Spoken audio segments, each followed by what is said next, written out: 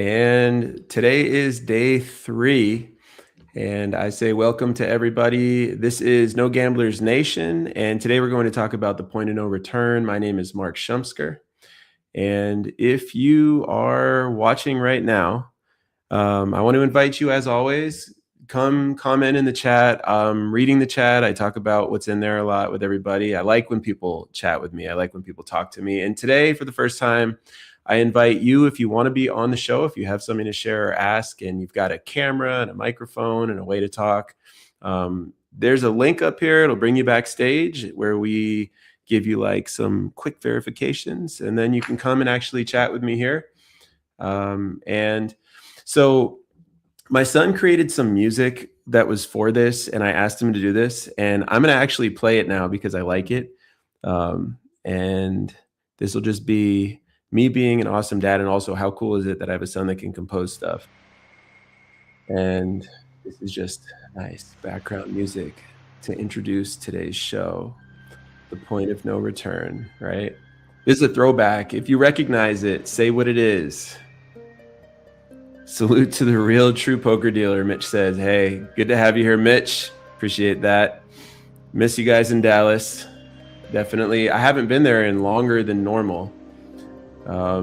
And yeah, so, this is day number 3 of No Gamblers Nation, where you might wonder to yourself, why would true poker dealer, a person who teaches people to work in casinos as poker dealers, have something called No Gamblers Nation, right? Isn't that counterintuitive?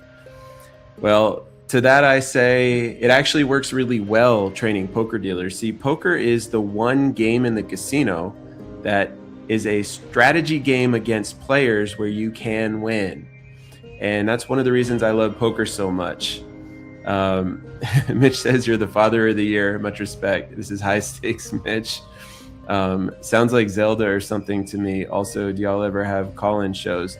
So yeah, if you wanna jump in, pinned in the comments, there's a comment at the very top of the comment section. You can literally click it and you'd end up backstage here with us. And as long as we like your setup, we'll let you in. I'd love to have people on here.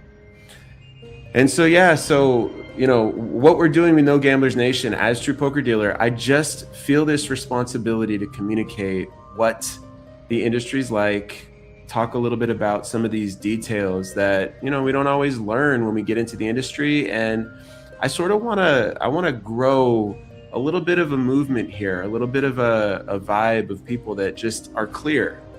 And it actually, believe it or not, helps people do the job of poker dealer too. So no, it's not Zelda, by the way. And I'll probably use this again. I don't know. I like it. I like the sound. I appreciate that Ryan did this. He's my older son. And we got somebody that jumped in the link. We'll see as you get set up backstage. We need a video in order to bring somebody in for right now, because I had a bad experience once on YouTube where we didn't require video, and without the video, sort of made it hard. But yeah, so thank you to Ryan, my son, for setting that up. And Mitch you're in the car right now. Isn't that dangerous, man? Just give me a thumbs up. Give me a thumbs up.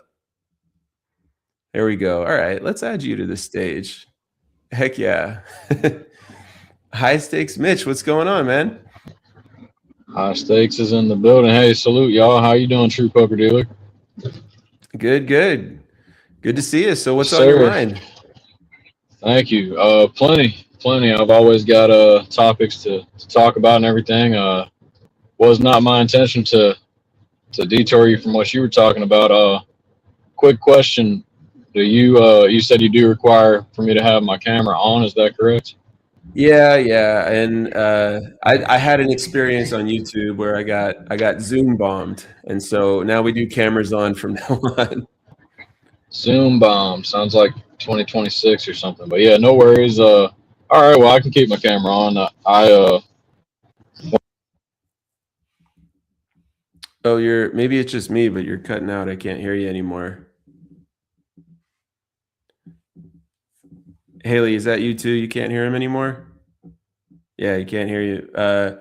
I lost your audio right now, so I'm gonna. Yeah, it's still not working. So I'm gonna remove you for a moment, and when you get the audio fixed, come on back. All right. I don't know what happened, but I was excited to hear what you had to say. Um, but yeah, so let's see. Haley, you just keep an eye on him, and when it makes sense. All right, cool, appreciate it. So yeah, so here we are, and we are back again. And today I've got some visuals, I've got some insights into slot machines. It's sort of where I want to start. The idea for today's show is the point of no return. And the way that I want to talk about the point of no return is basically what it is it's a moment in your gambling life as a regular casino patron, not in poker. I'm not talking about poker, but I'm talking about the house games, where once you hit a certain number of hours at a certain type of game, at that point you have a incredibly small chance of being a lifetime winner. And the point of no return is something that it's a simple concept, and I just wanted to help people understand it. And I talked to my students about it. And so, yeah, I mean, hold on a sec. Oh, looks like Mitch jumped off. All right. So here, let's start this way. So when you think about playing a slot machine, like I did, I'm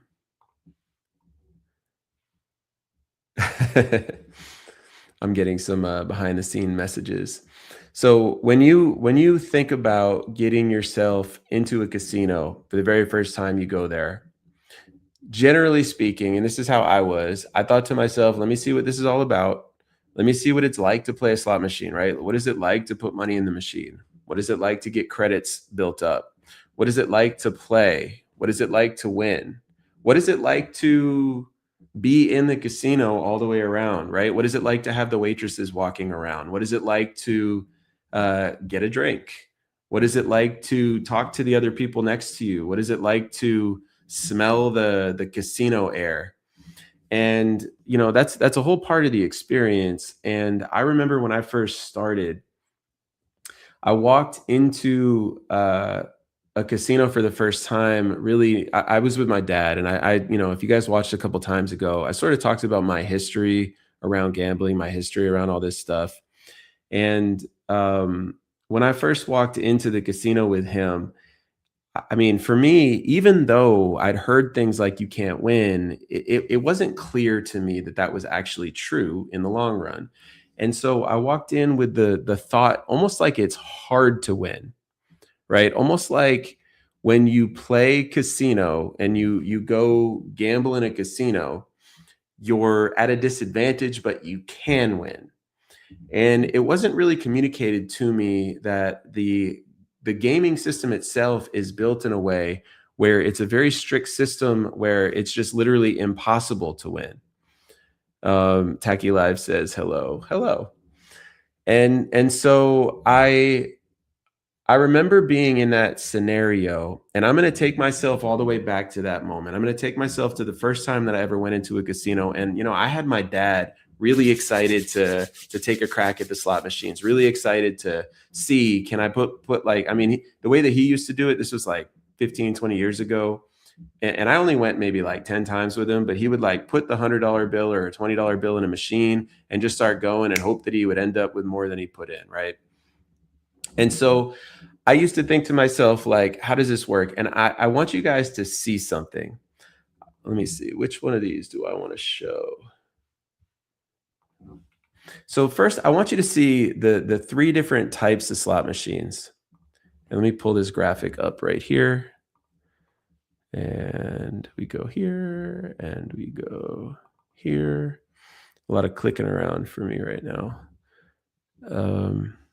There we go. So I want you guys to see this graphic right now. So there's basically three different versions of slot machines in terms of volatility. And what volatility is like the swinginess of it. Okay. And the three different types, like your old school machine that had maybe 1,000 credit max payout, is the low volatility one on the left.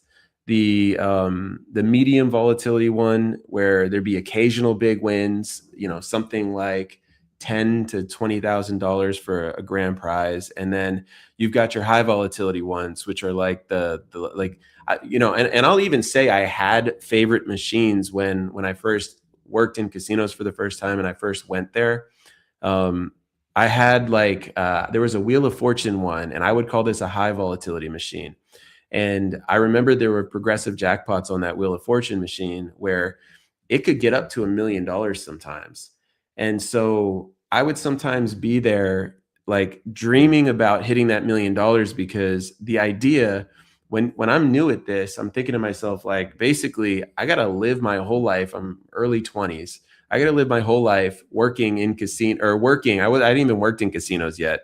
I got to live my whole life working in front of a computer, whatever it is, in order to pay for my life. That's what life is to me when I was like in college or just out of college.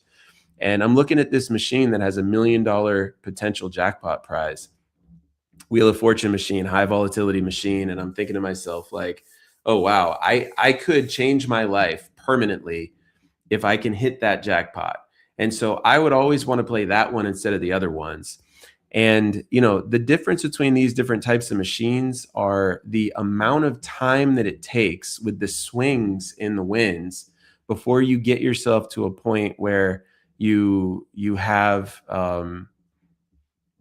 the long run, essentially, right? So you could see here 38,000 spins, 105 hours of playing, and we're sort of assuming that this is like, we'll say 6 to 8 spins per minute, which is pretty standard for slot machines.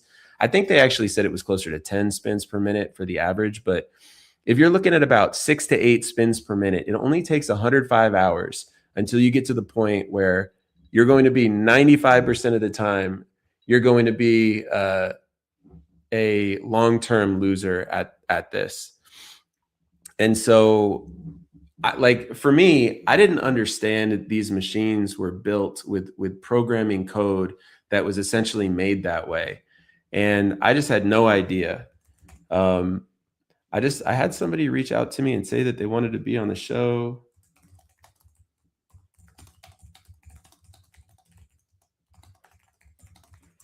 And so I didn't understand that it was even built that way. I just thought if you're lucky, you win. If you're not lucky, you lose. And so this to me is a powerful concept, just understanding in general the way that these things work. Let me pull this one up. And if someone had showed me this in the beginning, I do think that I would have felt differently about the choices that I made around this. So we just showed about 105 spins. Now this is going to assume, this is 6 spins per minute. This is going to assume high volatility. Okay. You have after 478 hours, about 172,000 spins, you have a roughly 1 in 100,000 chance of still being up, of still being alive, basically. Well, now that I'm looking at this graphic, I'm wondering exactly what it means, but it's just an interesting way to it's showing your chips on fire. That's a little bit intense, honestly. But I mean, it's still the core of it, right? After 595 hours, which isn't that much longer, of playing with an average of 6 spins per minute, about 214,000 spins, and it doesn't matter how much you're betting, right? A 1 in a million chance of still being ahead in the long run. And it doesn't take that much in order to get to 1,292 hours, 465,000 spins, a 1 in a billion chance. And so it's no wonder with a system like this that the casinos make so much money, right? Now, I do want to say this. I don't have any intention of saying that people are going to stop gambling, of if you like to gamble, I understand maybe you just blow off some steam and this is a thing that you do in your life and this is your choice and that's what you're doing it for. I completely understand, and I am not here trying to tell anyone not to do it. I just want some people to have the information, okay? I want to be able to provide the information for people so that if somebody doesn't know and they wish to know, they can find that here.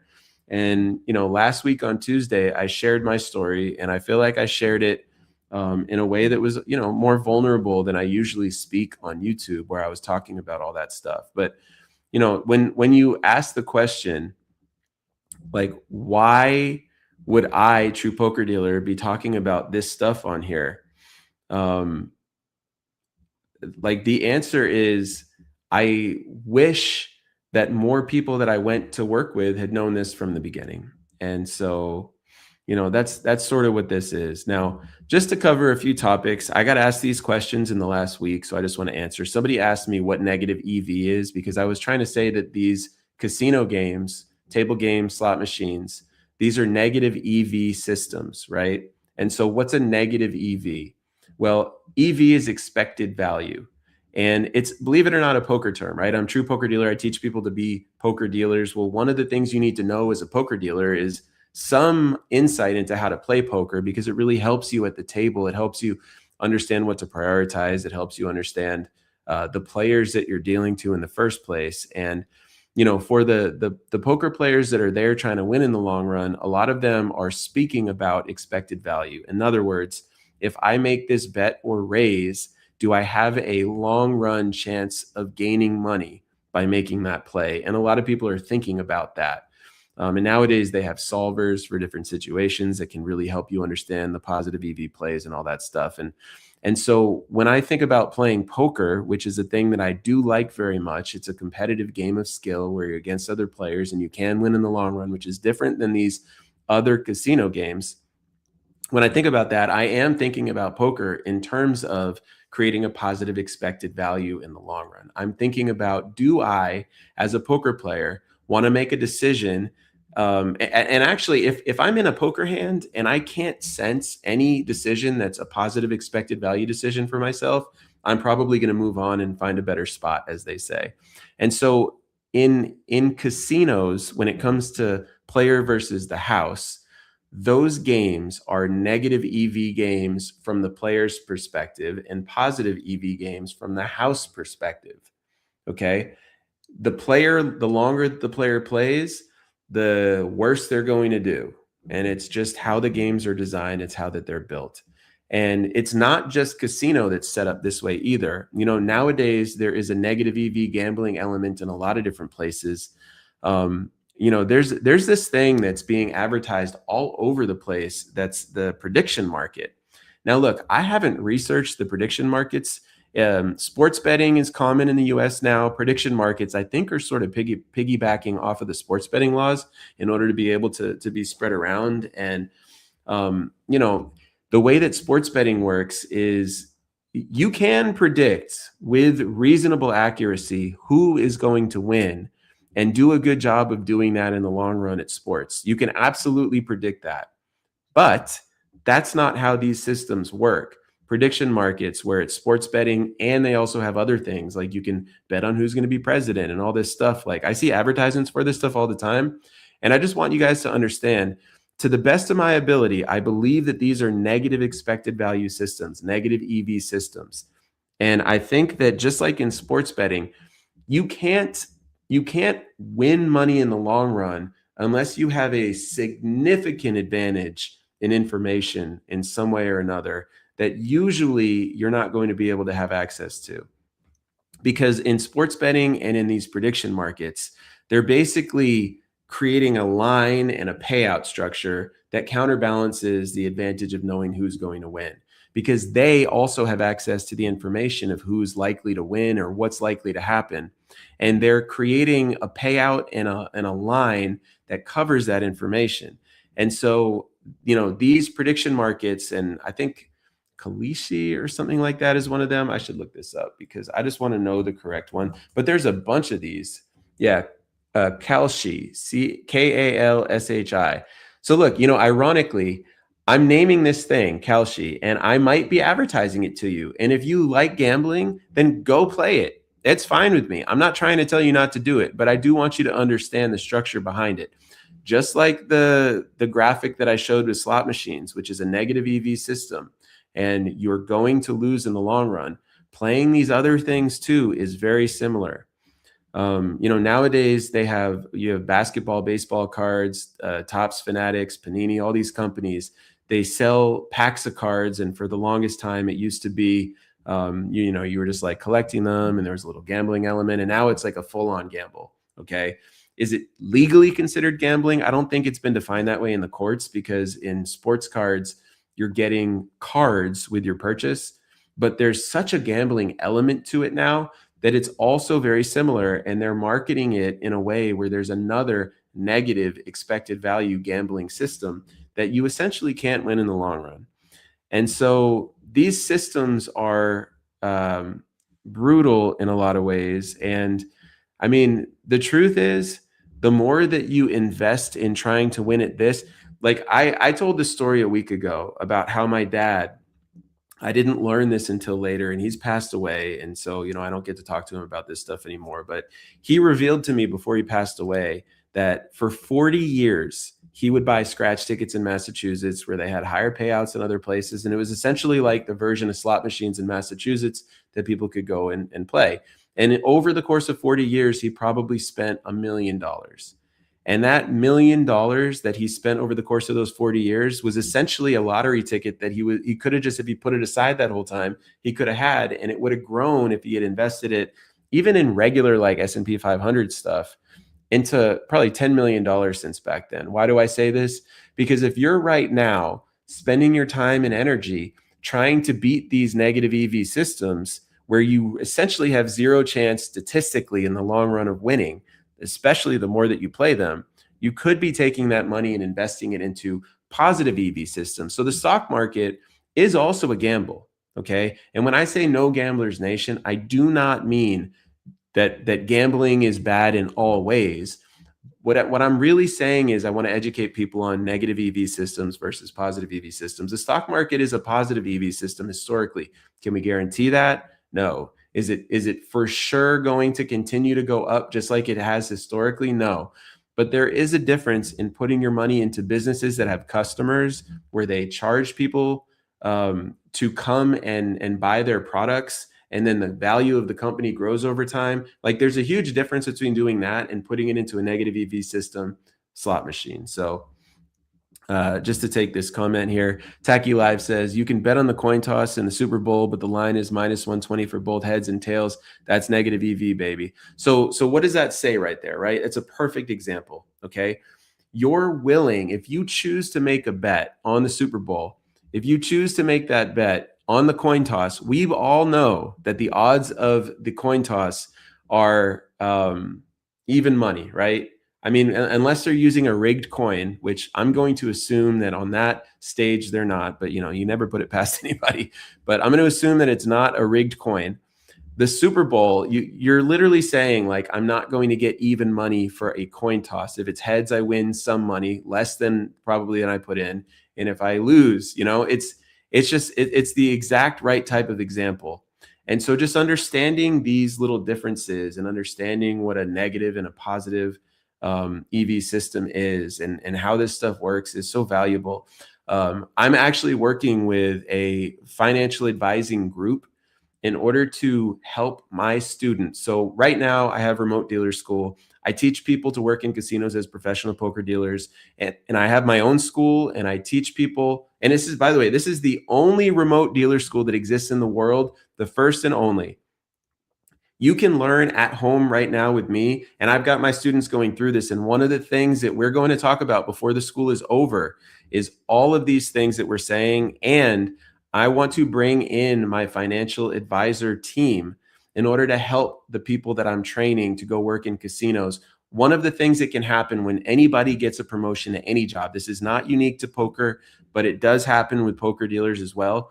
When a person goes from making like, say, $15 an hour at like a retail job, and all of a sudden they become a poker dealer, which is the thing that I train them to do in remote dealer school, they go from zero to hero in their minds, and all the things that they've always wanted to spend their money on is what they spend their money on, and they dramatically increase their expenses sometimes. So as a way to counter that huge temptation, I help people understand that there are structures that we can help you with in order to create long-term financial health. And, dealing poker is one of those things where you can actually do really well for yourself. And I mean, I love the part of it where I help people understand how to secure their future. And just to take a second and say, if you're in the comments right now, say hi. I love interacting with you guys. And pinned is a comment. You can actually be on the live stream with me. You do need to have video up in order to do that. And we'd love to have you. If you have anything to ask, anything to share, anything to talk about, and maybe this isn't for today. Maybe you're listening to me say this right now that you can be a guest on this show and it's for tomorrow or the next time we do the show, whatever it is, just I'm putting this up there. I love the idea of people coming on and asking and talking about whatever feels good for them. But yeah, so this is what I'm talking about with negative EV systems. And listen, I realize that some of the people watching this might be people that are into poker, might be people that are into casinos, and maybe you don't really love hearing about how you can't win in the long run. Maybe you know that, and you fight that off all the time. And the last thing that you want to do is hear more people talk about how you can't win in the long run. But also maybe you have a loved one that has never stepped foot in a casino before. Maybe they're 17, 18 years old. And maybe you want them to listen to this so that they can understand how this works and they can understand the structure of the gambling world that we're in. Because, I was having this conversation with a friend of mine that's worked in casinos with me for over 15 years. And, he understands casino really well. He understands working in casino really well. And he loves gambling. And that love for gambling came from the feeling of winning at gambling. And that feeling is more appealing to him at this point in his life. And he openly admits this than not losing the money that he gambles. And it's almost become a habit that he can't get away from, even with the knowledge. So, I'm here sometimes telling people, this is just a thing that I can educate you on. And yeah, if you're here in the comments, say hi. And I'm curious if anyone has any experiences or questions about how gambling works in general, questions about any of that stuff. But yeah, for the most part, being on YouTube and talking about this is actually pretty vulnerable. They generally don't want us talking about these types of things when we work in casinos. And so it can be a challenge for me personally to share this stuff, because it's like, in casinos, they generally want people to share, come gamble, right? And so anything to the opposite of that is fine. I see Mitch, you're back. You want to give me a thumbs up if you want to get back on? All right. Hey, good to have you back. All right, let's give this another try. Salute, true So, poker dealer. hey, Brother, I appreciate don't it. know your name. I should. Mark, no, you're good. Mark, hey, much respect. Whatchamacallit. Uh, Thanks for having me on, and also, nothing weird, and much respect. I look up to you, man, and your videos have helped a ton. I do deal cards, some, and possibly going up to higher levels of skill, but I've got to increase my skill, and I am planning on becoming a student. But anyway, I think it's really interesting what you've been talking about, the point of no return. Hey, I Yeah, appreciate that. Yeah. So you said that you deal some cards right now. What do you deal? I deal tournaments in cash, Texas Hold'em, and you know I'll just kind of leave it there for now. But yeah, I'm out here in Georgia, and whatchamacallit, maybe I'll come out to Las Vegas or Florida or Texas or North Carolina. Who knows? God willing. So, Well, um, great. Well, I definitely appreciate you coming back. And I was a little bummed when you were talking earlier, and it seemed like the exact moment that you had the energy behind the thing that you were saying, it just went completely mute, and I couldn't hear you at all. So I invite you again to share if there's like a question or a thing that you just want to share. I'd love to hear it, and I'm so glad that you watched the channel, and it's cool hearing you in there. well, I appreciate that. Much respect, and whatchamacallit. Yeah, it was my fault. Story of my life. I was wrong again. Sometimes I'm low stakes Mitch. Sometimes I'm high stakes Mitch. Please don't tell anybody I said this, but sometimes I'm high mistakes Mitch. So I didn't have my phone on. I didn't have my phone on do not disturb. So I got a call from one of my best friends, and that's a good thing. But that's what threw off the audio, as far as I can tell. So. I got you. But yeah, I mean, I appreciate you giving me the floor. I would, no product placement, but maybe this message is brought to you by Dollar Tree 5 Hour Energy. But anyway, I got a lot of jokes that are just not all funny. You know what I mean? And Anyway, Well, let I me don't. let I me definitely. Sorry. Go let me ahead. ask you. So, like, just for the sake of where I'm at in the conversation, when's the last time you Right. stepped foot in a casino? Last time I stepped foot in the casino, allegedly I've been known to frequent Cherokee, North Carolina, as well as the WSOP there. So I actually didn't go this last tournament stop or circuit stop, I guess is the proper way to say. But let's say maybe two circuit events ago, so somewhere around 6 months or so ago, officially in a casino, something like that. All right. Well, that's pretty good. I like that. And when you were there, what did you play? I guess the thing that I'm trying to get at Oh is man, like yeah. No, you don't have to listen. Oh, We you're good. all You're good. I I'm was gonna listening say to you. we all know, and this is a part of gambling culture, and I'm not trying to put you on the spot, so I'm not saying this about you. So I'm just gonna say this generically, but it's just a fact that when people do learn that casinos are places where you lose money in the long run, and I'm not talking about poker because poker you can win at, but for the rest of the games, table games and slot machines, when people get to the point where they learn that, like for real, that's when we stop telling other people we're doing that, right? Like it's just so Hmm. I'll take it back and I'll say you don't have to tell me anymore about your visits, and this is protecting you just if you do or you don't or whatever it is, totally fine. But like for me, anybody that comes on here that wants to talk about this particular topic, I'm a huge yes to. And I'm also open to like talking about poker and poker dealing and all that stuff too. And I heard you mention that you might want to be in the remote school at some point, and I would love to have you. And yeah, well, I'll give you the floor for one more thing for final thoughts for the show. Anything else you want to share? Sure. Yeah, I mean, you're always welcome to ask anything. And I have one of my bad habits is interrupting people when they're talking, so that's my fault. But I will I will answer your question. It sounds like well, my bad. Yeah, at times, I do operate in gambling addiction, allegedly or whatever. I mean, but anyway, the last time, if I remember correctly, the last time I was at Cherokee, I was just when I said, "Oh no," that's because I was about to put myself on Front Street, but I live on Front Street, so what am I complaining about? But I get made fun of by my friends and quote unquote enemies alike. I'm just pontificating, talking a little bit, but I think I took $100 cash and I went to play. Uh, this is embarrassing, but it's not that serious. It could be worse. I went to play cash and I lost. So I think I had pocket nines and got an inverse pocket kings and then walked away. So at least I minimized the loss. But like I said, I do get made fun of and quote unquote rightfully so for sometimes going to the casino with 100.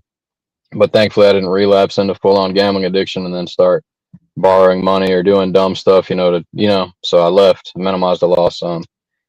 But yeah, so uh, anyway, yeah, you can always No, ask me anything, and no, no worries about that.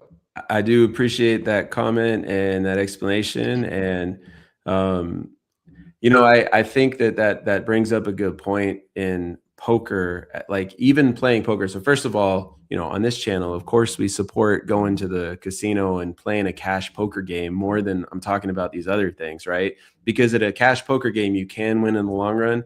And I was at Cherokee, I want to say a month ago. It was whenever the WSOP was there. I showed up for a day. I had a friend that was in town for it, and I didn't end up playing the WSOP events or anything like that. But I did go sit down and play 1-3 no limit for a little bit there, and they ran it like really short-handed. Like it's 8-handed tables, and there was only about 5 people at the table most of the time I was there, and I was there with a buddy. So we were playing, and I mean, you know how it is. Like you go down, you get your pocket nines up against pocket kings. Maybe you make a mistake and you play them a little bit too strong, and that can happen. I was Mhm. down to about 180 out of the $300 buy-in, and I ended up leaving with 380, thankfully. But man, was it tough. But I mean, that's how that goes. And but yeah, all day we're here supporting people playing poker. But I just want to say thanks for being on here. You're the first ever caller who came in completely out of nowhere on the show, and that is a history thing. And I want to have you back sometime. All right. So thank you for coming and being the first ever caller on the No Gamblers Nation show. So take it easy, Mitch. Good to have you. That was nice of him to jump on. It's tough. I've been a guest on another show, and it's tough to do. Like jump on somebody's YouTube show and just start talking. I love it. Oh, look at that. Kev is here. Kev, if you're here, Kev said, Mitch, we're all here for the terrible jokes. Kev, it's good to see you there, buddy. If you want to come on, you're welcome to as well. Let's see this one here. When you're dealing, have you ever encountered someone at the poker table to stop playing for the night? Maybe they're a bit too tired, drunk, tilted. Oh, encourage someone at the poker table to stop playing for the night. So as a poker dealer, one of our responsibilities, and this is a legal thing, one of our responsibilities as a poker dealer is to make sure that nobody who is at the table is there for past the amount of alcohol that they're supposed to be, right? So there's different versions of training around this.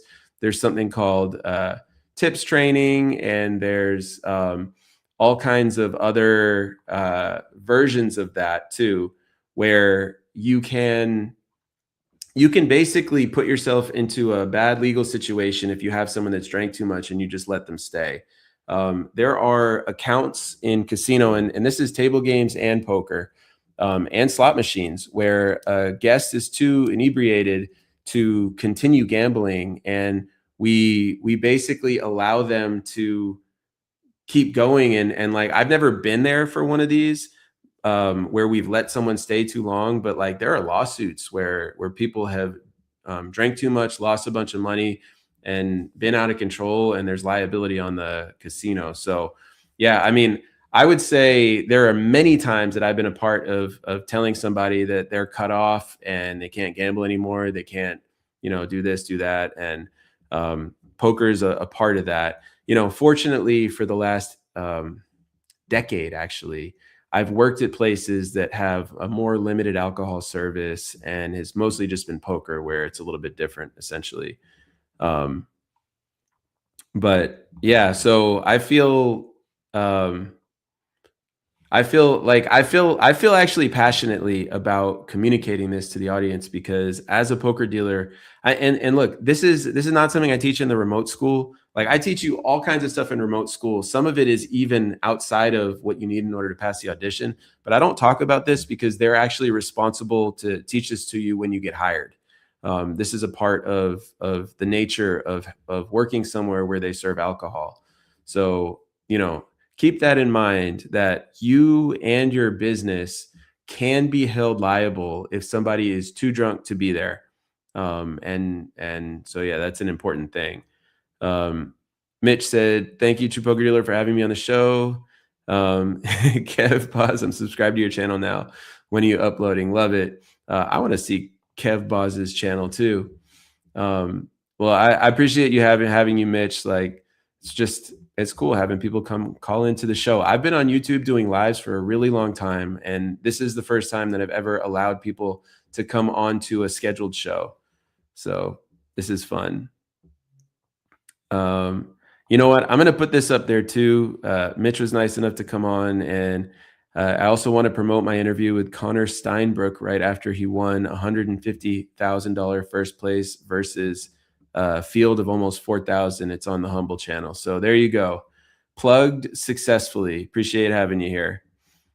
Very much respect to y'all. True Poker Dealer. Greatly look up to y'all. Hey, very, very kind. Really nice getting to meet you.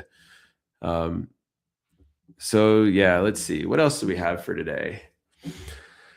So, my goal is to force my way through this thing. I gotta say, I feel some resistance just in general talking about this stuff in the casino industry, and it also feels important to me. And so, I'm here basically wanting to talk about these issues, and I appreciate the support.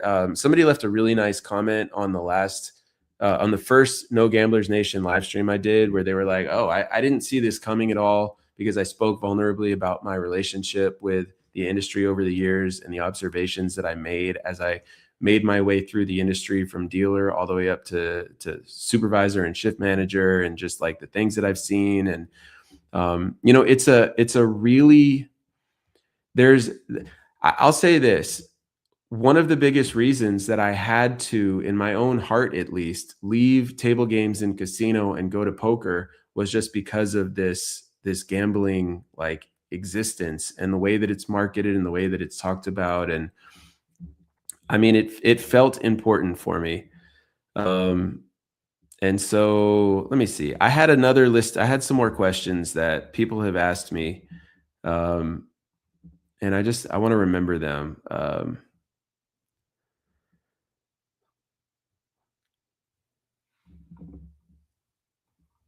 So one of the questions that I got asked recently was, how is luck flawed logic when it comes to these gambling systems?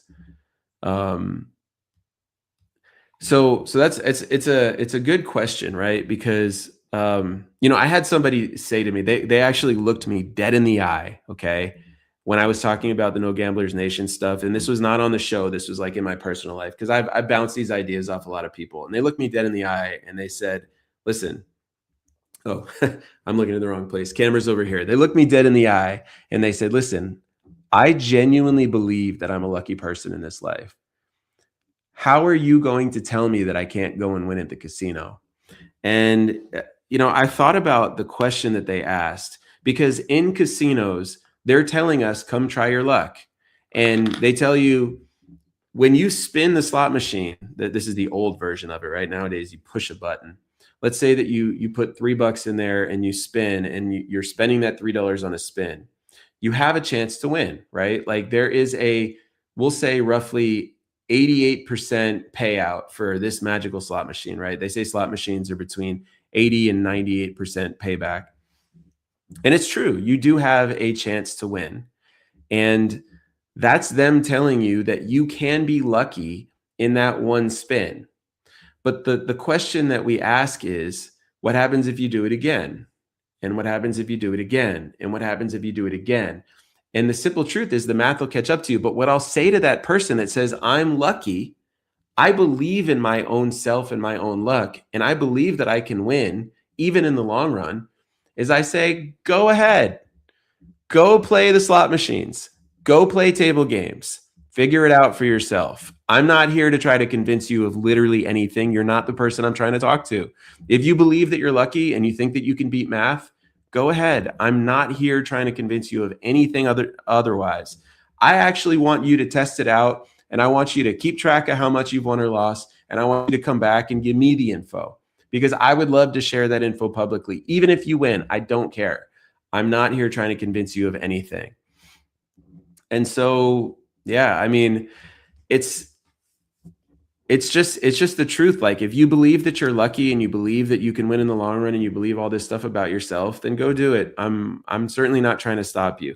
I had another person ask me what they think of that Mickey something guy. I actually want to look this up for a second. Hold on. What's his name? If you know it in the comments, tell me. He's the guy that gambles for high stakes. He talks about baccarat. Hold on. I should probably put this on the screen while I do it, but what is his name here? Mickey Mace. This guy has 709,000 subscribers on YouTube. Let me actually put this in, and we can look at this together here. How do I screen share this thing? Here we go. So this individual here, Mickey Mace, talks about being a professional gambler. He hypes it up.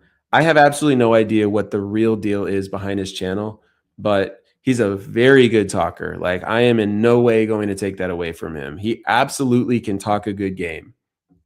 And also, first of all, we have no idea if the things that he's saying are true, but I can tell you from the math side of it, you can't win at baccarat in the long run, right? Baccarat is built just like all these other games where you can have the player side bet, the banker side bet, and they have incredibly thin house edges, right? 1% roughly each. And if you don't believe me, feel free to go to a site like wizardofodds.com and look it up. And then there's the tie percent, and the tie house edge is like 14%. So from my perspective, Mickey Mace, from my perspective, when I see his comments, or when I see baccarat at the casino, I understand that for mini Bach, when the dealer's sitting down and just dealing out with the cards, I understand that the casino is dying for somebody to bet the tie because they get house edge on that bet compared to the player or the banker. But think of it this way. If you're the casino and you have a 1% house edge, what is it that you're hoping that the players are going to do at this game? There's one thing that you want at a table like that. And this is the thing that somebody like Mickey Mace hypes up. So I don't know this, but it would not surprise me at all if he is funded by casinos in order to create this content, because he's telling people basically bet huge on baccarat. And that is the one thing that the casinos would want somebody to do at the baccarat table, because that 1% house edge, think of it this way. If someone bets $1 on the player or $1 on the banker, and there's only a 1% house edge, you can think about that as giving the house 1 penny. If it's $10, you can think about that as giving the house 10 cents. If it's $100, you can think of that as giving the house $1. If it's $1,000, you can think of that as giving the house $10. And so playing baccarat with a 1% house edge, the bigger the bets, the more valuable it is to the casino for you to be there. And from the casino's perspective, especially if they have lots of baccarat tables, they just want as much action on that game as possible from as many people as possible. And nowadays, you'll see they've got these setups where there's one dealer and then a sea of all these electronic tables that are playing based on what the dealer at that table is doing. So you'll have one baccarat dealer. I held up 2 fingers, but there's one baccarat dealer, and then there's like 80 different stations where you can bet player, banker, tie, right? And so you buy in electronically, you have your credits and electronic chips and money, but the dealer's a real dealer in the front, and there's a camera up top, and then all these people are behind and they're playing. And why is that good for the house? Because they're getting so many more people to increase the variance and increase the results. And I mean, baccarat's a game that the casino wants you to bet as big as possible. Blackjack's a little bit different because in blackjack you can count cards, and so when people bet big, it's a little bit scary for the house. They actually have to do extra work. In blackjack, what they want you to do is bet big but consistently, right? So in blackjack, if you bet $5 one hand, $500 another hand, they might assume that you are familiar with the count, and then you're counting cards, and they don't like that. And that's a whole thing that I still think is hilarious, that casinos build themselves this way where you can't beat them, and then if you can beat them, you're not allowed there anymore. But I mean, I understand that too. But let me get rid of that. So yeah, like when I look at a game like baccarat with a small house edge, and I look at somebody like Mickey Mace, who's promoting playing games like that and then hitting and running, like, the thing I like to say about luck is people say, can I get lucky today? And then they come up with a strategy of like hit and run, and it's all one long run. There's nothing you can do about the long run. Every time you contribute to your personal long run playing in the casino, you're actually increasing your chances of losing in the long run. And that's how it works. Tacky Live says counting cards should be allowed. They still make plenty of the players that don't. I put it up there before I read it, I guess. But yeah, I mean, the point that you're saying is counting cards should be allowed because, I mean, if they're allowed to have an advantage, why can't we? But also, to be fair, as a player at a casino, and this is where I see where they're coming from, and I did work table games before.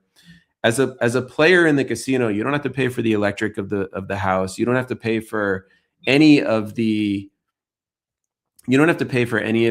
expenses. Like, think about these buildings. First of all, just think about this for a second. Okay. How can these casinos afford to be in business where they had to spend the money on the building itself, and then they had to spend the money on the build out, and then they had to rent the slot machines or buy the slot machines, which is even more expensive. And they have to pay for the table games, and they have to pay the staff, and all this other stuff. It's not the restaurant money that's paying for all that. It's not the bar tab that's paying for all that. Right. This is just simple logic for you to see the big picture, for me to see the big picture. I mean, I remember working in the casinos and just being like, wait a minute, like, the only way that they can afford to do all this is if they're making a killing. And the only way that they're making a killing is if these games are very intelligently designed to make a killing. And how do they do that? How do they get people to keep coming back and playing over and over again? Well, I can tell you as a former table games dealer, they used to train me to make it fun for the players. They used to train me to get hyped when the players would win. Why? Twofold. Number one, it makes it so the players feel better when they win. The better that we can make a player feel in casino when they win, the more likely they are to want to chase that feeling again, which is at the end of the day what we're training them to do in casinos, right?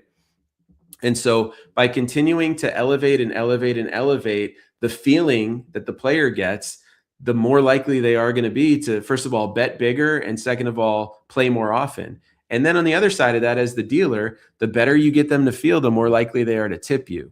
And so these two factors together are really the core of what it is that we're providing. And so, to be fair, we are providing an experience of entertainment as a casino. And I talk about it from the money side, how it's a purely negative EV system, a negative expected value system, a system where when you're playing table games and you're playing slot machines, you cannot win in the long run. And I totally acknowledge that. I also do want to acknowledge that there's a feeling of fun and a feeling of like dopamine that is really hard to recreate in regular life that people get at the casino when they're getting their wins amidst their losses. And I do acknowledge that a lot of people love that and they keep coming back for that. And there's something to be said for that structure in itself. And I would make an argument that, the truth is I'm here talking about this stuff. I don't want casinos to struggle. I don't want them to shut down. I just wish that there was a way to give people these feelings in positive EV systems. That's what I wish. I wish that we could give people the feeling of dopamine and the feeling of random chance and all that stuff in a positive EV system that's going to help them in the long run. And, the challenge with that is, well, how does a business going to make money? And it's a good question. So yeah, so that's my talking comments about all this stuff. And I mean, I keep coming back to this in life, and I keep coming back to the nature of casinos. And maybe the reason I do this and talk about this publicly on YouTube is because I feel passionately about righting the wrong of having worked in the industry in the first place as a table games dealer. I mean, it's not really true. I didn't really know what I was doing at that time. And I do support people for being table games dealers. Like, people are going to gamble no matter what I say. People are going to gamble no matter what anyone says. And so you need dealers in order to facilitate those games. And for what it's worth, it is a fun job. Plus, as a dealer at a table game, you're the one that wins every time. So there was one dealer in the history of my time in casinos that was a table games dealer that literally used to root for himself against the players. And like, it was almost so crazy that it was likable. People liked playing with him because they were trying to beat him. Of course, they're going to lose in the long run, but they like doing it. I haven't talked to this dealer in a very long time, but man, it was real. Like, that's one of the wildest things I've ever seen. If you can get away with this as a table games dealer and root against the players at your table and make it likable, and just like, this is how he would get his gambling fix. He would literally root against the players at his table. I thought that was hilarious when I used to watch that, but yeah. So what else we got? So I do these shows 6 p.m. Mondays and Tuesdays every week, and eventually I might change the day and the time, but I'm definitely going to keep Tuesdays 6 p.m. every single week. And I want you guys to know that you can come back here every single Tuesday 6 p.m. You can ask me things, we can chat, you can come on the show. I might have guests sometimes. I might schedule them. Right now, I'm sort of in a feeling out how I want to be on here. I've been on YouTube a lot. I've done a lot of live streams. I've done a lot of interviews. You guys can go back and watch them. Like, I've interviewed magicians. I interviewed people opening poker rooms. I've done all this stuff. And right now, this show is like, it's about what's passionate for me. And yeah, I mean, let me see. What else do I have here that's prompted and ready to go? I don't know. Haley, you got anything for us today? I see that little smile. No, she's shaking her head in the back. She doesn't want to come on. The last time I brought Haley on yesterday, afterwards, she told me, I don't really know what to talk about with your audience, which is funny because she's got her own Instagram. She has over 1 million views on like 2 videos. And she's got plenty to say, and I've seen her do all kinds of stuff live, but maybe she'll choose to come on later. I'm not going to force her today. I sort of pressured her last time. And, I see Haley after the fact too. Oh, you did choose to come on. Here you are. When you ask me nicely like that. Oh, that's all it takes. I just have to ask nicely. This is something I should learn in my personal life. It would also help me if you gave me something to talk about. I'm Really? like, what in God's name do I talk to the True Poker Dealer audience about? Why don't you tell people what you do for a living? Because even though I teach a remote poker dealer school, and even though you're a lot of the back end of that remote dealer school, which thank you for that, by the way, and you put so much work into True Poker Dealer in general, and even though you live here with me in this house with my kids, and we're happily in love, and even though earlier today, what's that? Strictly as your assistant. Strictly as your tech back end. Right. My tech. Well, I didn't tell you to name yourself that on there. You chose that, so I let you have it. But I will ask you to just share, just for the heck of it, because you're here every single week and people see you every week. What do you do in your life? Like, Here, why don't we try it like this? Why don't you tell them what I do, and then I'll... Oh, God. Because every time I try to tell somebody what you do for a living, you tell me that I'm saying it wrong. But I'm happy to try. And also every single time. That's exactly right. This part's for my entertainment. Well, before we do that, I'll say they want to know what your YouTube channel, Mitch wants to know, and I appreciate that question. Actually, Instagram is where to find Haley. Her YouTube channel is tiny. She just experiments on there. Why don't you tell them what your Instagram is, since we got asked that? Haley Marino. I just updated my name so you can see it. At Haley Marino on Instagram, and she's got a pretty good following. But it hasn't quite, it's not my platform. Hey, I appreciate that question, Mitch. So here, I'll tell everybody what you do for a living, other than being the back end and building out my website and building out you've helped with so many things with remote dealer school too. You've helped with oh my God, so many things. But what you do for a living is you coach women, and you do a beautiful job of it to, I'm going to say, connect to themselves more. Right? Like, we have a lot of conditioning in this world. Men have their own version of it. Women have their own version of it. And you're essentially a coach that helps people, among other things, connect to themselves and sort of identify what's them versus what's someone else, or what's conditioning. And that's my best start at it. What do you got? Babe, that was so good. Oh, thank you. Sometimes you say coach, and I'm like, no, I think they think that you're saying I'm like a soccer coach. Oh, I see. Well, you can also find Haley you can also find her on Threads battling therapists that don't believe that the coaching world is real. That's something that you can find Haley doing too. Yep. There's you'll see a thread about that, about the difference between coaching and therapy that I cannot say out loud right now because your 11-year-old son is near. That's fair. By the way, if you guys want to see me in a different setting where I'm more authentic, I'm pretty authentic here, but this is still like casino. This is still poker. You can follow me, True Poker Dealer, on Threads, and you'll find like a little bit more of a feel for me. And I'm also a little bit silly on there. And sometimes I just say ridiculous stuff just to make Haley laugh. So. And if you follow me on Instagram, you'll see the occasional True Poker Dealer boyfriend content.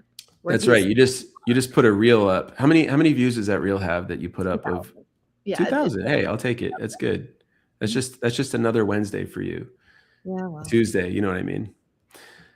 So yeah, okay. So now I had fun. That was fun. Thank you for introducing yourself in that way. Thank you for talking about your work for a second. And you have clients one-on-one, and you have a group that you do and all this stuff. You know almost nothing about casinos other than what I talked to you about, right? Nothing. You've been talking about negative EV for a few weeks now, and I'm just like, yeah. Yeah, you're shaking your head to it. No. So let me ask you, what is your perspective? I've shared all this stuff about casinos. I've shared all this stuff about negative expected value systems. I've shared about how you can't win in the long run at slots. I've shared about how you can't win in the long run at table games. I took you to Vegas once for your birthday. Okay. You played one hand of blackjack in your life, and you got a blackjack of all things for $20, right? Look at that. What is your genuine belief about yourself in gambling? do believe I'm a lucky person. It's true. I don't believe that I could beat statistical impossibility. And also, who am I to say? Well, that was incredibly vague and I liked it. And I don't even know that I know enough to answer your question, but I'll tell you what did come up for me when you asked that. I was like expecting your question to go a different direction, which is like, essentially there actually is something that your work and my work have in common.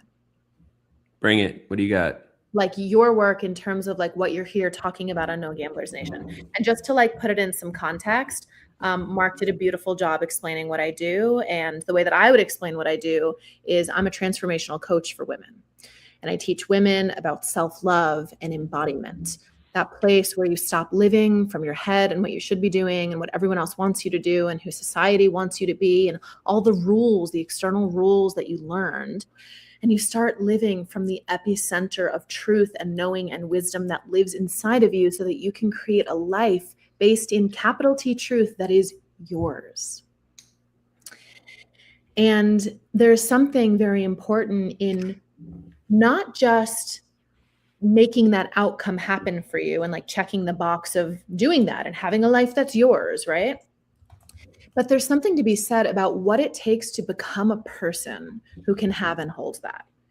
And this is why, I'm a coach. I'm a transformational coach. I facilitate transformation in people so that they can hold the embodiment of what they want and essentially let that like ripple out into their lives and change everything. So all of that to say, and I see that all of that to say that what you're talking about on No Gamblers Nation, you haven't actually really used this word, but the heart of what you're talking about or speaking to is this culture of addiction, right? That is true. That is a major presence in the work that you do, and it's in my industry. I wouldn't say that I usually focus on it when I'm training people to be poker dealers, but yeah. Correct. But here on No Gamblers Nation, like this is really a show, and you're still fleshing out the concept of the show. We're just on episode 3 here, but like the way that I've been hearing you develop the concept of this show is like it's deeply in service to thinking in a sober way about the casino industry and about gambling. And so there is this like thread underneath of talking, peripherally or directly about addiction. And in my work, I treat addiction a little bit differently. When people hear addiction, they hear, substances. You hear, drinking, substances, gambling, shopping now, I think is an addiction that a lot of people recognize as an addiction. We're all, of course, familiar with scrolling addictions, digital addiction. The way that I really think about addiction, and I see this through the thread of what you're talking about on No Gamblers Nation here, is like an addiction is anything that takes you outside of your own self. An addiction, it can be to anything. It's not about the external thing because the mechanism of the addiction is the same. And the mechanism, the way that it works, the way that it operates and moves in the body in relationship with whatever the thing is this is a place where I get to go to avoid myself. That's my definition of addiction that I work with my clients and my students inside of my work. And so the thing that's so interesting to me when you're on No Gamblers Nation, talking about casino culture and like gambling essentially, is the place where like it could be so easy for somebody to think that it's about gambling and it's about the slot machines and it's about the casino culture and it's about money. And you're sitting there in front of the slot machine and you're like, I'm doing this because I want to like win big. I'm doing this for the money. But there's actually a split in that moment so often between somebody's perception of what they're doing. I'm like here for the money, I'm here to win, versus the unconscious reality that what they're actually here for is the high that they get when they spin. and they get to leave themselves for that moment or for however long they're sitting there to be in, you talked about this earlier, a perception of a different possibility for their lives. So I love the way that you articulated that. And I mean, it's obviously much clearer now to anyone that's watching that you work with people in that place inside of themselves where they're leaving themselves in order to get a positive feeling. And maybe it's such a strong pattern for that person that they don't realize what they're doing. And what I would say is the thing that I'm sharing here is the vision of that. It's the consciousness of that. So like a lot of people end up in that pattern in themselves, and all that I want to do is share the information around it that's up here for people to even see exactly how it works. And it's a totally separate thing, but it includes what you're talking about, but it's a totally separate thing than what you're talking about. So the last 3 shows I've been talking about the understanding that can help somebody make a decision about whether or not they want to enter this particular structure. Because, you know, you're talking about like gambling as a way to escape oneself and get positive feelings, or disconnect from yourself for a little bit if you feel like you need it because maybe you're living in an intense life or something like that, but also scrolling, but also all these other versions of it, right? There's a lot of different ways to get these dopamine hits. And I'm certainly not supporting people like living this way. And you're an example of somebody that works with people so they don't have to, but also the choice of which one you're using, right? Like if you have to do this because you're at a point in your life where you have no choice but to be in something that gives you these dopamine feelings, and there's nothing you can do about it because you're just that unhappy, choosing scrolling versus the casino, one of them will cost you a fortune in the long run. The other one will cost you your time, which is expensive, right? All I want to do is just shed the light on exactly what's happening. That's what I want. And I absolutely love naming that not only do you understand what's happening inside a person when they're going through that, but you also understand how to unravel it for people. And you can provide that for them. And that's literally what you do for a living. And that's one of the things that I love like experiencing in and around you. And, you know, both of us have been in and around different communities of people that have different skill sets around this type of thing. And it's really beautiful, but it's also not mainstream for what it's worth. Like a lot of people don't understand or think about this stuff. But yeah, I mean, I'm out here and I'm trying to spit the information so that you're like, well, wait a minute, this dopamine pattern of mine is a powerful pattern, but also it's really expensive, really expensive. And I want people to be doing this, like the difference between doing this at the poker table where you're learning how to win in the long run versus at the table games table or the slot machine. It's like completely night and day. You can still get these feelings, but it's not as expensive if you have some insight of what you're doing at the poker table, for example. And also, I love that you just named that you work with people around this stuff, and it's subtle and it's nuanced, and also it can be big. Like a lot of people that go and they go to the casino all the time, theirs is a really broken internal relationship sometimes, right? Like my dad had that. Most people in this world are living with very broken internal relationships. It's true. So what would you say to somebody who, whatever it is, whether it's gambling at the casino, whether it's playing poker and not learning the strategy of it, whether it's being on their phone scrolling, or, you know, being on YouTube and just watching video after video mindlessly, like what would you say to somebody as a place to just start for them to think about that internal thing that's happening? Yeah. Well, like any addiction, you have to want to do something different, which often includes a rock bottom, right? And when it comes to gambling, I mean, you could lose everything, you know, and like the place of awakening could be at the very bottom where you then have to build your life back up from scratch. But maybe it's worth it because you had an awakening that I guess technically you could say you paid X amount of dollars for your rock bottom, for your awakening, which, you know, as a teacher of transformation, I'm like, more power to you. You know, I'm like some of us, it doesn't have to be that expensive. And some of us, I don't know, I believe in a soul journey in some ways. But I'm an alchemist at heart, personally. So your question is, what would I say to somebody as a starting point? That's the question. Yeah, like if somebody's watching right now, whether it's in this moment or later, and by the way, if anyone has any questions for Haley about this, please put it in the comments. It'd be really interesting just to see what people have to say. But if anyone's in a situation now where they basically find themselves in this like addiction to something in order to escape their life, and what you said resonates with them, like what's the first place for them to just look internally that maybe they could see something that they haven't seen before? So the very first thing is to let go of the fantasy that the behavior and what you're doing is about that thing. It's not about gambling. It's not about alcohol. It's not about drugs. It's not about Amazon, right? The very first step is asking yourself, or even just acknowledging the existence of this question, right? What do I avoid by going to my addiction of choice?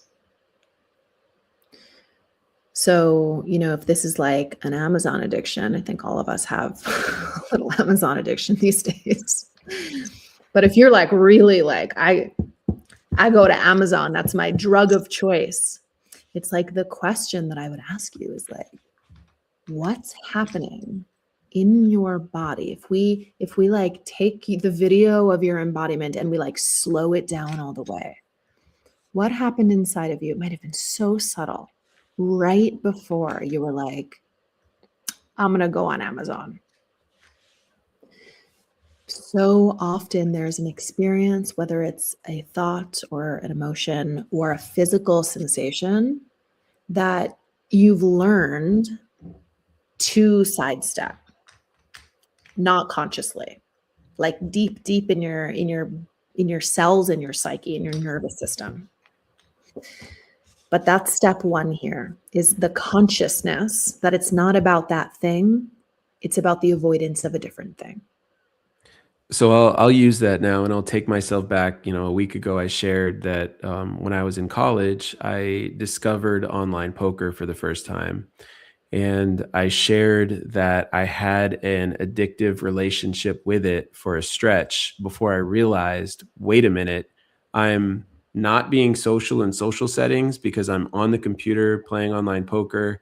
And it just, it's like, it's interesting. If even if I'm winning at online poker, if my relationship with it is addictive, I do want to still ask myself, what am I avoiding? And so what I think about back then that I was avoiding was, one, for sure, I was an electrical engineering student and I hated electrical engineering and I felt stuck in it, and I was avoiding facing that. I was avoiding facing the possibility of having to like do a job at something that I hated, which, it's really funny. Like I went to college for 4 years from a top engineering school. I went to Rensselaer Polytechnic Institute. And at the time, especially, it was like top 15. And I got an electrical engineering degree with a decent GPA, and I absolutely hated it. And I thought to myself, like, I do not want to sit in front of a computer for the rest of my life. And voila, I ended up being a poker dealer, right? Like I ended up working in casinos, and I really enjoy the part of working in casinos where I get to interact with the players and I get to be around the games and I get to like do all that stuff. And in retrospect, the thing that you're saying nails it on the head. I know exactly what I was avoiding looking back on it, and knowing that I can look at what I was avoiding is a really powerful thing. So I definitely appreciate you sharing that. And it's important to recognize too that it's like, people, you have the ability to not only just like survive and cope through, but to heal addictions through building capacity to be able to be with all of the fucking uncomfortable truths that come with being human. I can tell you're comfortable when you start dropping F-bombs on public settings. It's fine here. It's fine here. I have one filter setting and it's in front of your children and it's pretty faulty even then. So. Yeah, you still say that in front of them too. No. I appreciate that. And I'm also they're getting older because I just get to relax a little bit. and also to your point, like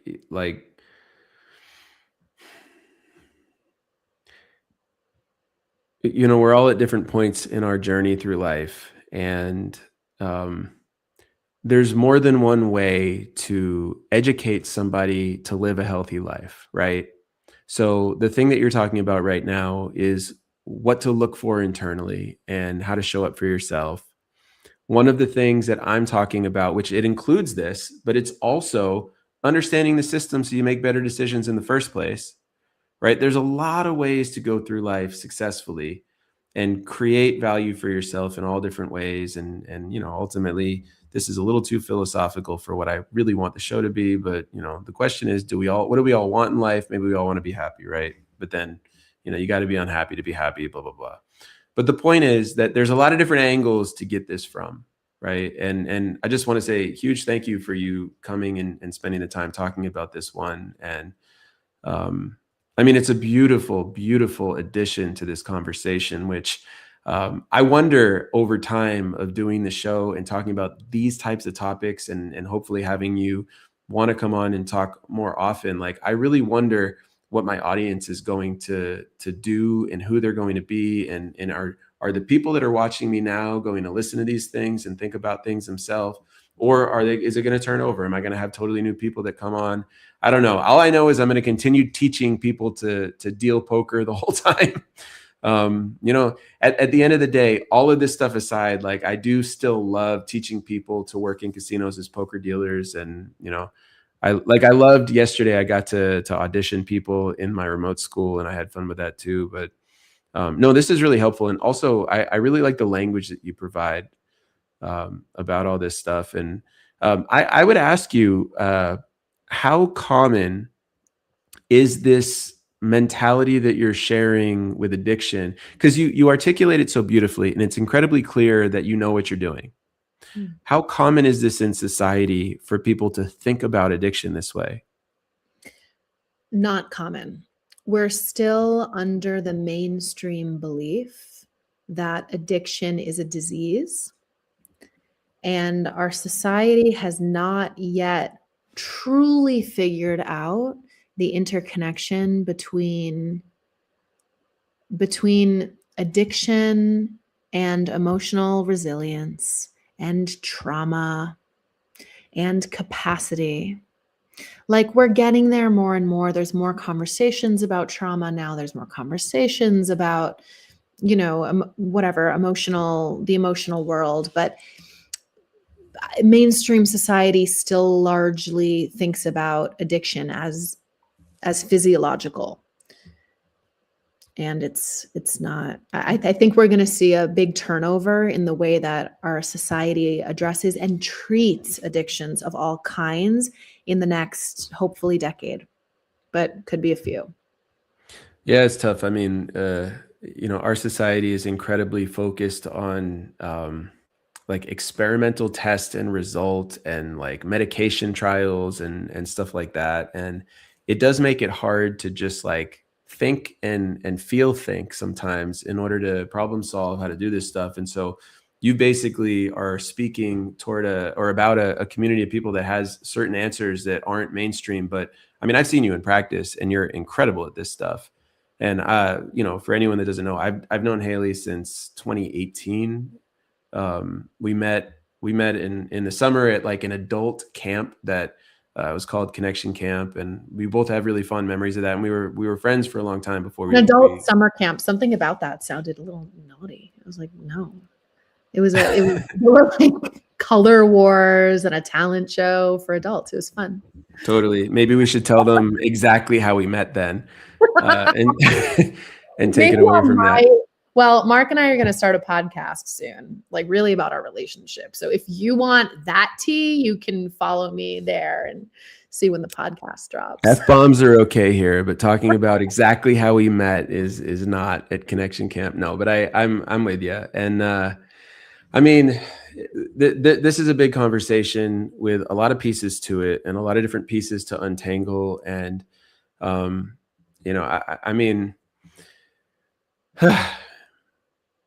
This is definitely so for me, like, I want to be on YouTube regularly. And in order for me to be a yes to being on YouTube regularly, I have to be talking about stuff that I'm passionate about. I just do.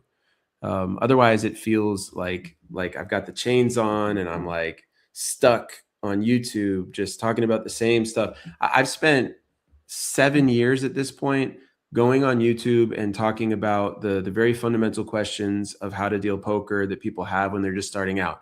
Now I'm teaching people in remote dealer school, and you can just go sign up, which, by the way, today is the last day of early bird for this session.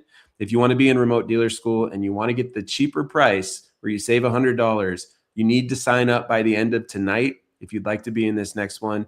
The school itself starts April 13th. It's 8 weeks long. You learn in the first 6 weeks, and there's an extra 2 weeks there for anybody that maybe misses some classes, needs a little bit more time, whatever it is.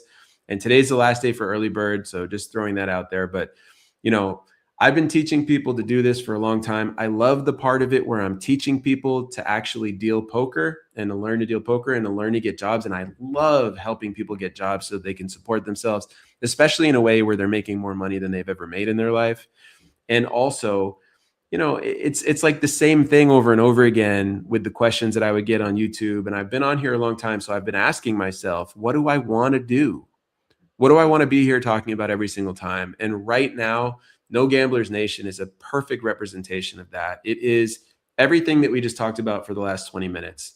Okay, it's the information and the education and the casual conversation about what's actually happening, not just in casinos, not just in table games and slot machines, but in our society, where now sports betting is legal everywhere in the US. It's spreading into other things like sports cards and Pokemon cards, and there's breaks going on. And like, people just need some conversation about this. Literally, we just need some conversation about all this stuff to just be there for anybody that wants it. And I'm for it. And also, something I really like on my channel is the community of people like Mitch. You keep making these comments that are so supportive, right? Like, I've been on some other YouTube channels, and the people that are talking on those channels are like aggressive and attacking.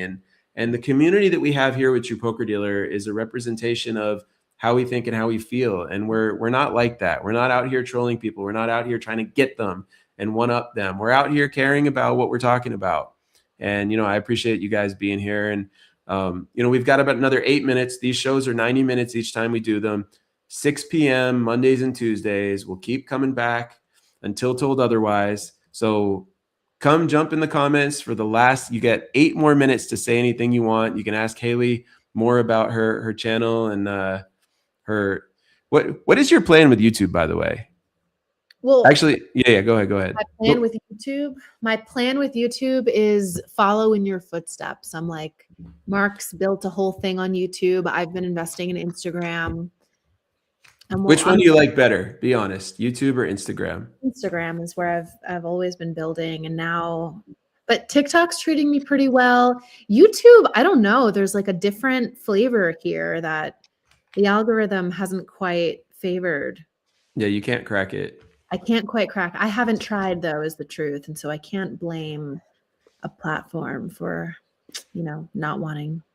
You were going to say something else not related to this. What was it? Do you remember? The thing that I'm really excited for you, like, you starting No Gamblers Nation is so powerful. I've watched you, you know, in our friendship and then in our relationship. And I've just watched you over the years in your relationship with True Poker Dealer. And I know the person behind the scenes. I know the individual Mark who has this incredible skill set in this empire that you've built for yourself, and all of these people over, you know, so many years who have learned to deal poker from you and who know and like and trust you and look up to you. And it's so beautiful.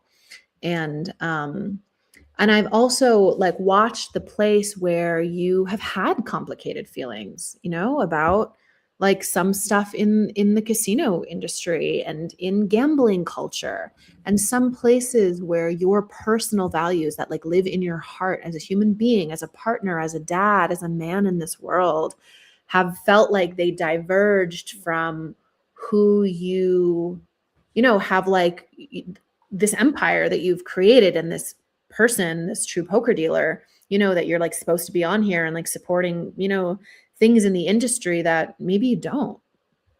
And I love you.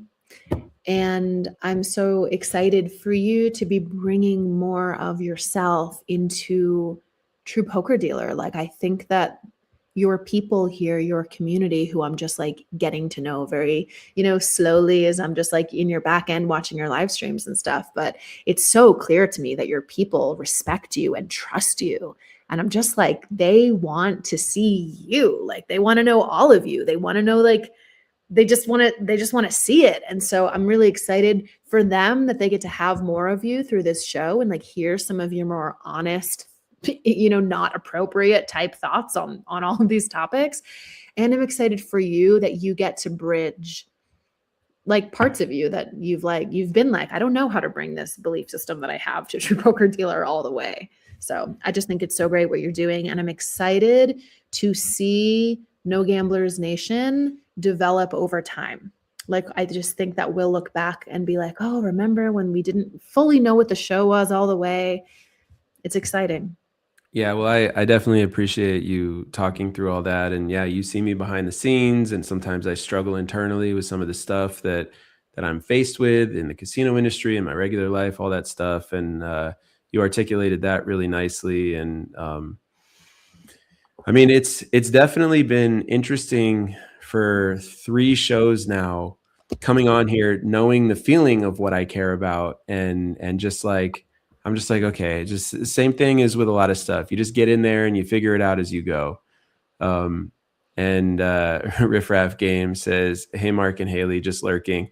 What's up, Riff Raff? It's been a while, and I still send people to Mix Nuts, which sounds grosser than it is. It's an incredible resource that he created that helps people practice hand reading.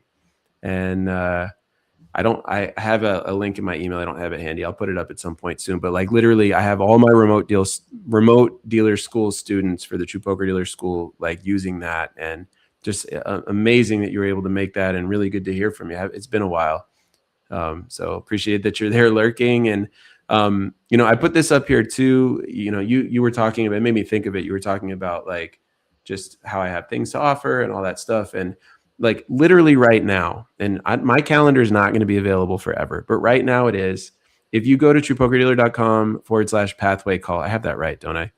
Pathway-call, yeah. Yeah, pathway-call. If you go to this link here, you can book a 30-minute session with me, where if you're thinking about being a poker dealer, you can book this session with me, and I will give you 30 minutes of my time. And by the time we're done with that call, you will know exactly your path to becoming a poker dealer. And like, if it's not right for you, I'll let you know. If it's right for you, I'll tell you how to do it. And I'll be specific. If you want to work at this particular poker room, I'll give you your best path for it. Like, I have so much experience with this. So I just wanted to share that that's available. And you could also just sign directly up for Remote Dealer School if you just know for sure that that's what you want to do. And QR code is Remote Dealer School right here. So you can that's true. Yeah.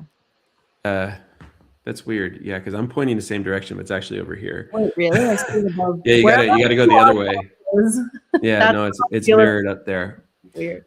Well, I definitely appreciate you jumping on and talking so freely, and I'm happy to give you a little more direction than the last time. Just came up and I said, Haley, talk. And you're like, what the hell? Literally stressed right now.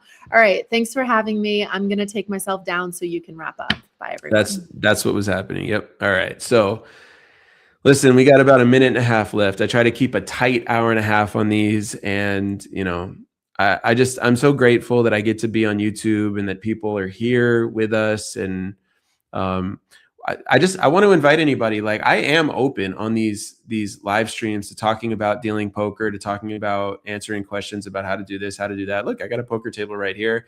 And I'm also so interested all the time in talking about these topics related to No Gamblers Nation. And, I want to say, every single time somebody comes in and watches me, I feel grateful. I feel appreciative. And, thank you to Haley for spending all that time. Thank you to Mitch earlier for being the very first call-in guest on this particular show.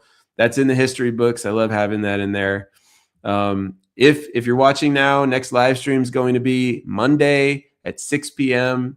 Eastern time. Monday, 6 p.m. Eastern time is the next one. Mondays and Tuesdays for the the near future, definitely Tuesdays, 6 p.m. long term. So I've got that one locked up. And for now, we're doing Mondays and Tuesdays as we figure this out, get it going. And appreciate you guys all being here. Appreciate you guys being in the comments. And yeah, no Gamblers Nation, right? And also thank you to my son, Ryan, for creating the music at the beginning of this.